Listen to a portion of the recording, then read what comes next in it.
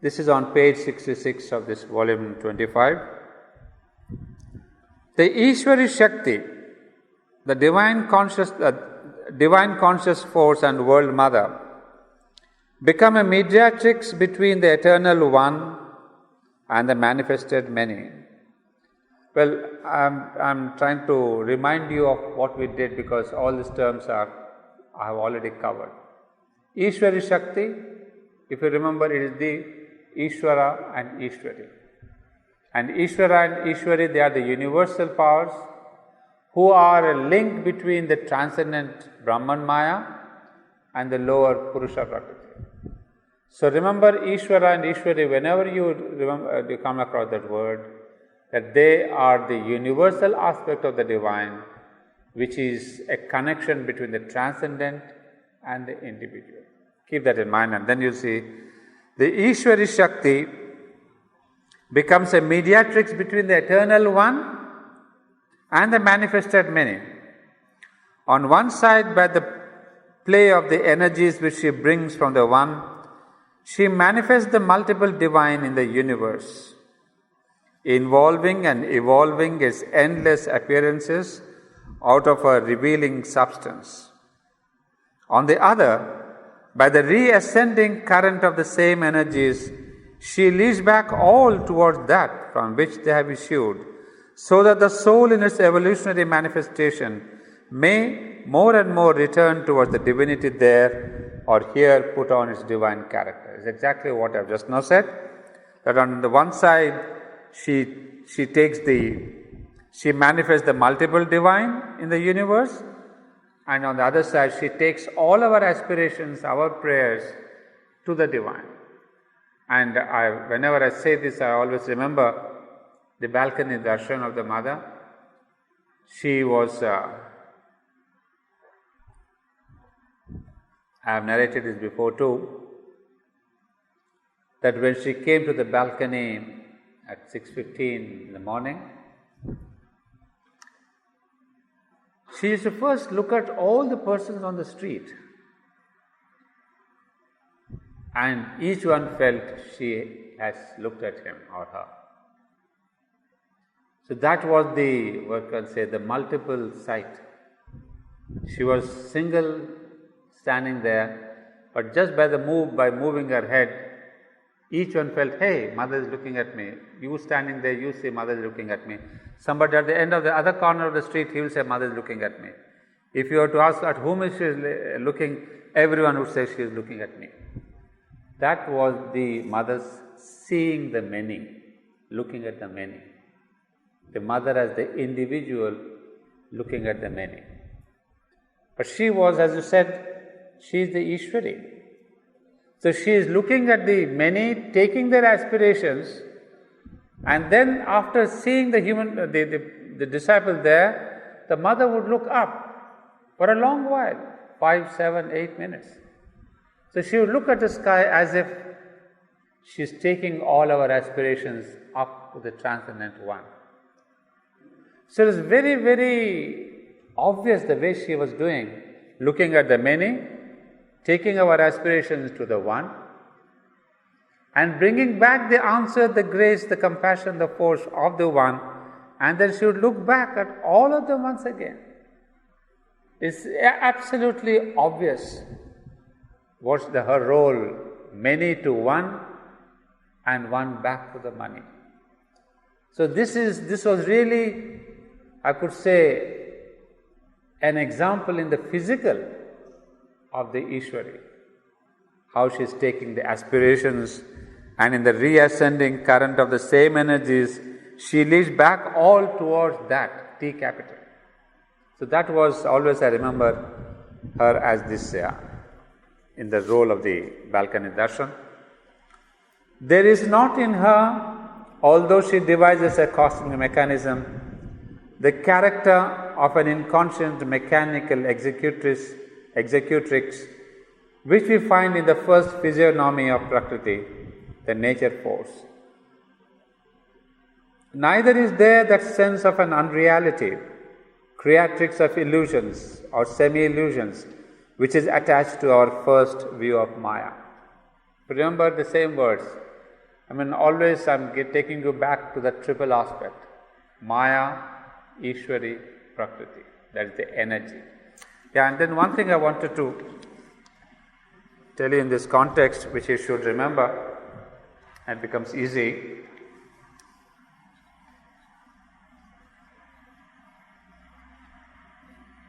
You see, this entire philosophy,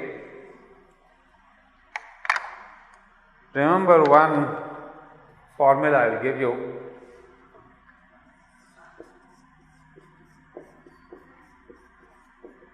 Well, that's a funny formula, SCTA.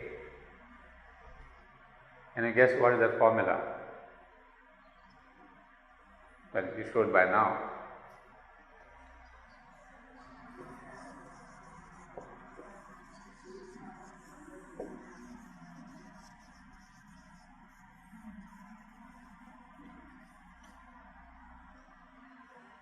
So this is the real crux of the Sri Aurobindonian philosophy or Vedantic philosophy, but it comes very much to Sri Aurobindo. Especially what we are reading now is this aspect: consciousness, force. I told you about this before in the beginning too. That always remember, consciousness and force, they are together. Never can they be separated. So wherever there is chit, there is tapas. Wherever there is tapas, there is chit. Sometimes it is the chit that is in the forefront, sometimes it is the force that is in the forefront. But they are inseparable. And of course, you have read this before many times, as the mother says, without him, I exist not. Without me, he is unmanifest. That's the formula. You should always remember that's the essence of Sri Aurobindo's yoga, and the chit tapas is the formula of his philosophy. So all that we are doing now is exactly this. All the time is referring to tapas, force, energy, the mother. So you may call it the mother, you may call it the tapas, you may call it the force, you may call it energy, but it is an aspect of the supreme divine, chit tapas. So, coming back to this, what he says, so he says the inconscient mechanical executrix, so the divine Maya.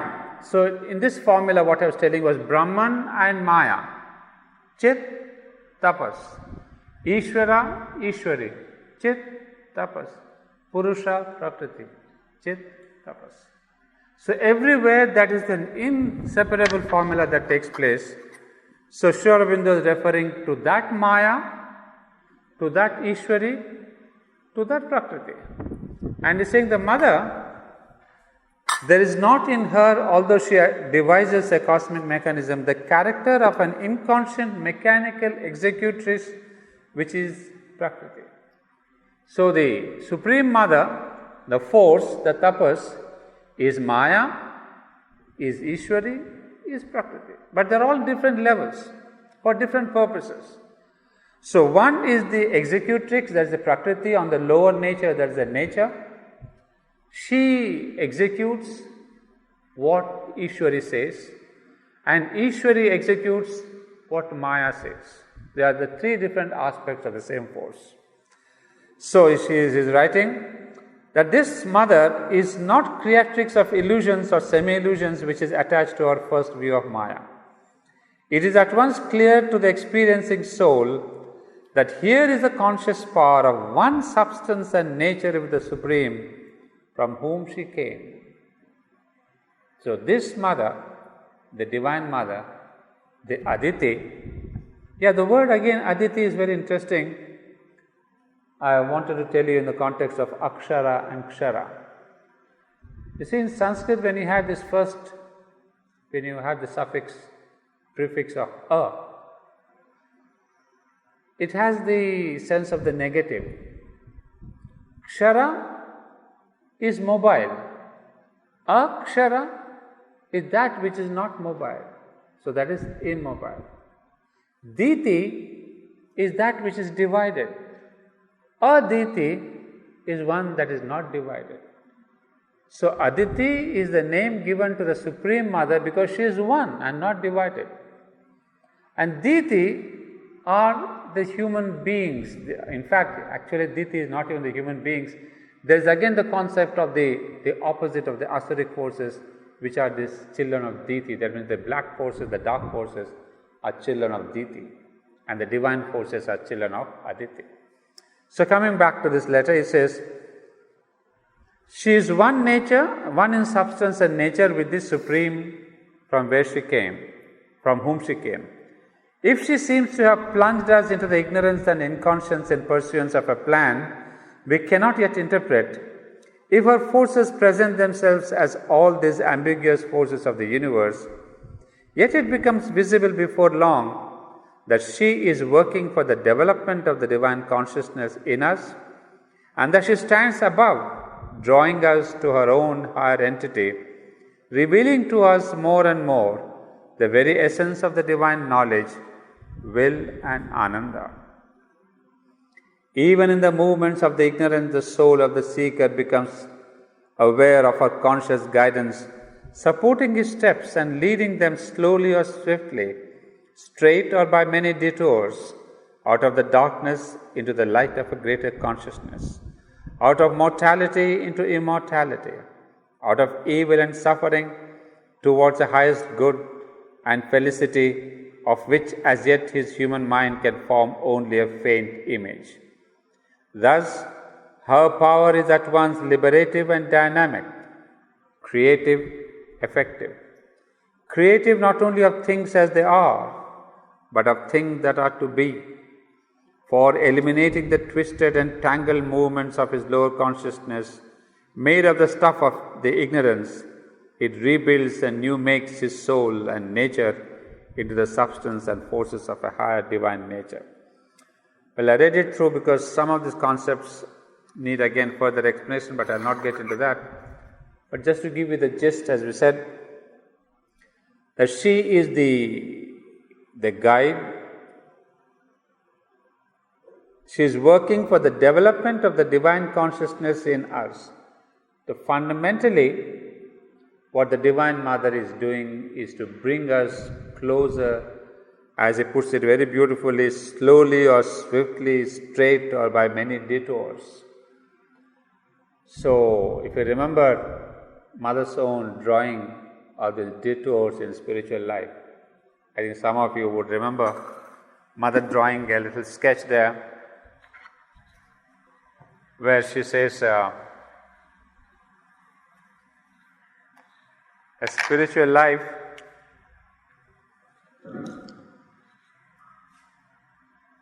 if this is the place we are, in our life, truly a spiritual life is a straight march up towards the Supreme. But then the ordinary life, she says, is this. So these are the detours of life. One who does like Sri Ramana, he went up straight, no tours and detours. So our life is this. We have all the detours, all the pleasures, all the pains, but then we see that the Mother is taking us ultimately to, as it says, to the divine knowledge, will and Ananda. So, whatever is happening through suffering, through evil, through mortality, through detours, tours, whatever you want to call, we are moving towards that acme. And then there is one letter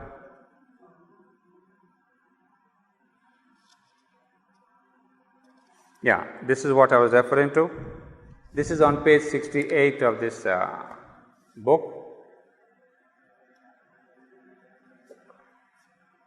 the experiences were all right. But they give only one side of the divine truth, that which one attains through the higher mind. The other side is what one attains through the heart. Remember, I told you there are two experiences, the mind and the heart. The mind is the vertical, the heart is the horizontal. Above the higher mind, these two truths become one.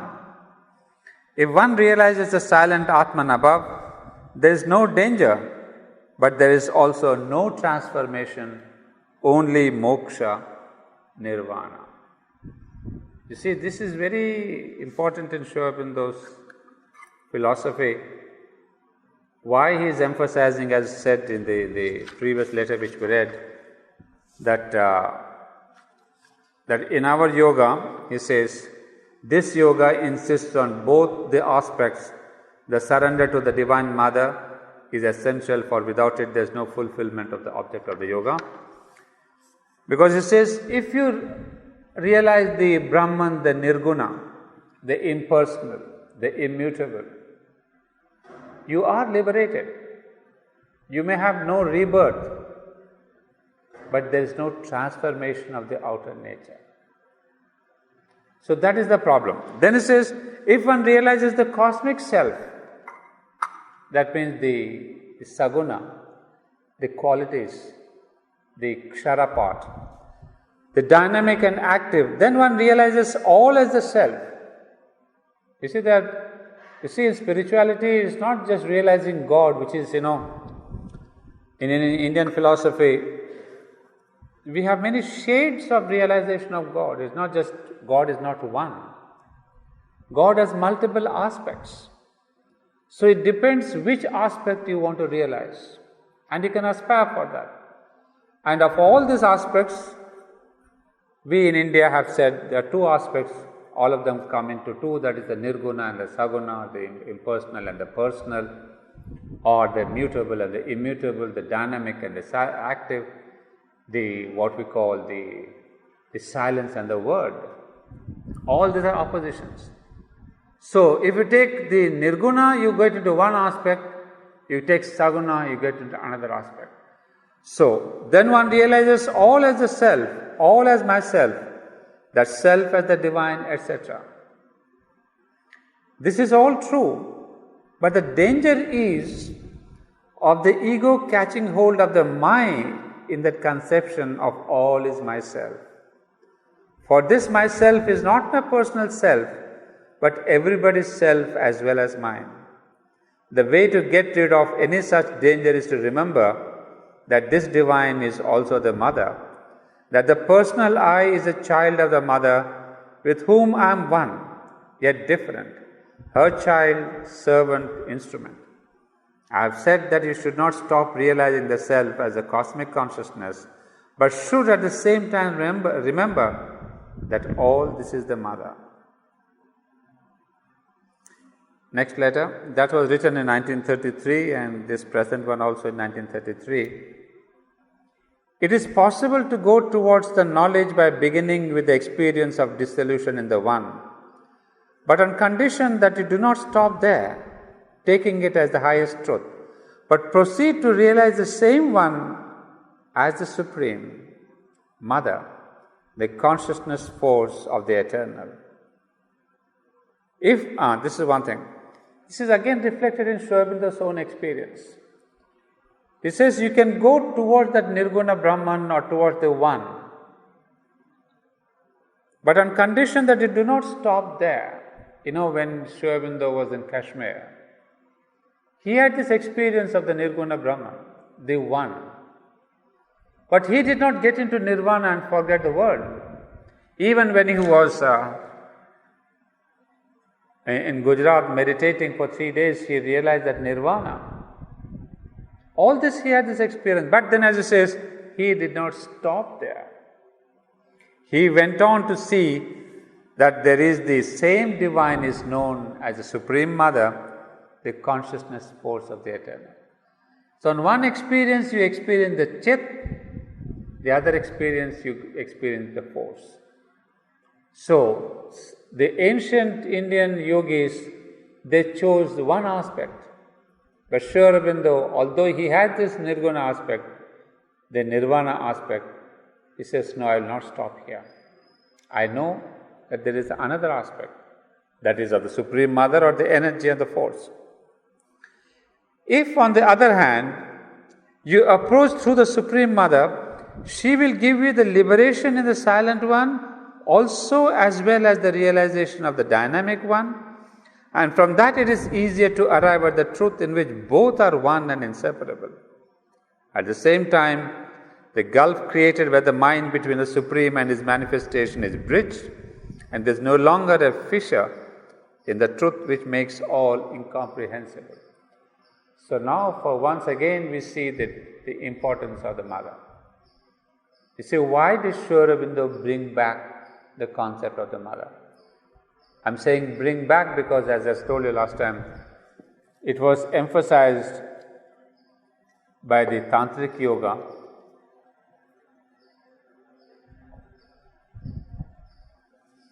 Tantricism, which really emphasized on the body, emphasized on the lower elements of human consciousness, emphasized on transformation of the lower consciousness. So, it is this concept of the Shakti, the Tapas, the Mother, as a concept, it found its place in Sri Aurobindo's integral yoga. But then we see on the metaphysical level, if you approach through the Supreme Mother, she will give you the liberation in the silent one, also as well as the realization of the dynamic one. So we see the importance of the Mother now, because in this integral yoga, it is she who can bring to you realization of both Nirguna and Saguna. Up until now, if you went on one track, you landed up in Nirvana and Nirguna and forgot about the Saguna, the other aspect, the universal, the cosmic aspect of the divine. Forgot means you did not even get that realization. There are two different tracks, completely different, they never met. But with the coming of the Mother, he says that is now different. That she can give you first this or first that. But she will give you, says, also as well as the realization of the dynamic one. And from that it is easier to arrive at the truth in which both are one and inseparable. That's incredible. So here we see the Mother takes you on this track, makes you realize one aspect of the divine, brings you back, takes you on the other track, brings you realization of the many, the cosmic divine. She does that in what way? It's not by the way of going one way which may take you all the 85 years in your life. You cannot jump onto the other track and say, I want to realize the cosmic divine. The only way where you can have both the experiences is the supramental consciousness. So the Mother, who is the supramental Mahashakti, for Sri Aurobindo calls her in the Mother the Vijnanamayi. Vijnana is the supermind. So she, being the Vijnanamayi, the supramental Mahashakti, she holds both this Nirguna and Saguna in her two hands. So if you go closer to the Mother, if you identify yourself with her consciousness, that means you are identifying yourself with a supramental consciousness, which again implies that you will have both the Nirguna and the Saguna experiences in your life. You will not be left to realize only the Nirguna or the Saguna. So if I can really go back and have a sort of a flashback, if I see some of these old sadhaks, many of them had gone on the track of the supermind, had the track of the Nirguna. You see the letters, you read those letters, many realize the Nirguna Brahman. Some said we have realized the Saguna Brahman. But they were not asked to become ascetics. They said, no, you live this life fully. That means that Sri Aurobindo, now we understand why he calls that this realization has to be upon earth. Because if you leave this earth, you go into the impersonal. If you are only in this earth, you become personal. But supermind is that balancing consciousness in which you can have both. So Sri Aurobindo and the mother had the experience of the highest nirguna, and Sri Aurobindo could see Vasudeva, Sri Krishna in the jail. That is the highest of the personal experiences, Vasudeva, the Purushottama. And highest of the impersonal is what he had on the Shankara hill. So he had both these experiences in his hand. And then when he comes to Pondicherry, he goes beyond both into that unifying supermind, and that is what he brings down into his body. And then henceforth, that would be the channel of the human evolution. Is no more the Vedanta saying, I will go into the Nirguna, is no more the Gita which says, I will go to the Saguna. It's Sri Aurobindo who says, we will go into the supermind, by which you will have both the experiences of the world, beyond the world, in the world, outside the world. So this is now, slowly it becomes clear to me, the importance of supermind, because otherwise Sri Aurobindo would be following the same old yoga, either or, either nirguna or saguna, either impersonal or the personal. So now that track is kind of closed, slowly being effaced, because the new track is being prepared. So we see here, it is the divine who is the master. This is the last letter I will read. It is the divine who is the master. The self is inactive. It is always a silent witness supporting all things. That is the static aspect. There is also the dynamic aspect through which the divine works. Behind that is the mother. You must not lose sight of that it is through the mother that all things are attained. So we had these words, mother and master, and in those olden times, mother and Sri Aurobindo were very much referred to as mother and master. Maybe in the context of Auroville, you don't use the word master. But if you go into the Indian centers all over the country, we still use the word mother and master. We don't say mother and Sri Aurobindo. Because that master is Sri Aurobindo in that aspect of inactive, silent witness supporting all things. So if you look at him, that picture that we have, he is the master supporting all, sanctioning all that the mother is doing. So that's why we have this, always the name is mother and master. So we, of course, when we want to be specific in the public, we say Sri Aurobindo, but at home we say always mother and master. Well, the self has two aspects, passive and active. In the first, it is pure silence, wideness, calm, the inactive Brahman. In the second, it is a cosmic spirit, universal, not individual. One can feel in it union or oneness with the mother.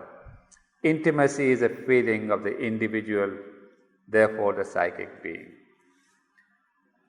Well, I read this last letter, 1934, on page 70, because of this last sentence actually. Intimacy is a feeling of the individual, therefore of the psychic being. In fact, in one of his essays on the Gita, not the book essays on the Gita, but there is a small book, Writings in Bengali, it's been translated into English now, where he writes about this intimacy. He says the best relation with the divine is that of intimacy, is that of friend. It is not a disciple, it is not even that of a sadhak, it is not even that of a child. It says to be a friend of the divine is the best relation that you could have. And that is the essence of Gita's teaching. And Sri Aurobindo would say that why is Arjuna, why was he chosen as the person to whom Sri Krishna reveals the new consciousness, the higher truth? He chooses Arjuna as his instrument. And he calls him many a time most favored one, my most intimate one, my really dear friend. Because Sri Aurobindo would say in all other relations there is some kind of a separation with the divine. You are a disciple, then he is a master, and so somewhere or the other, the relationship between the master and the disciple, there is a consciousness of separation. That you adore the master, you surrender to the master, you revere the master, you are down, the master is up. But in friendship, you are both on the same level. So there you can talk to the divine, you can quarrel to the divine, with the divine, you can tell anything. As Arjuna also insults him sometimes, and when he has this darshan of Lord Krishna in the battlefield, he has the Vishwarup darshana, that means the universal form of the divine is seen. Then Arjuna suddenly says, "Oh Lord, what a blunder I have made. I have insulted you so many times, I called you my friend, I did not know that you were really the great Lord." The Lord says, "No, that's because of that I have chosen you. Because as friends, as Sri Aurobindo explains wonderfully, you can exchange everything and anything. There's always an equation. So imagine you and the divine are friends. I mean, because friendship, the real true friendship, there's no disparity, there's no division, there's no up and down, there's no small and big. So in the consciousness itself, there is the growth of the intimacy. And you saw the last word? Intimacy means a psychic contact. So now we understand Arjuna's relation with Sri Krishna was purely on the psychic level. It's not just friends. So friendship with the divine means a psychic contact with the divine. So Sri Aurobindo says, intimacy of friendship with the divine is the best relation one could have amongst the human beings. There is no division, no separation. So he says, adapt that if you can at the best. Well, we will have, so we'll take up the next para next time. I think I've read out all that we need to do. We'll have the para 4 in our next class. Yeah, we'll have concentration.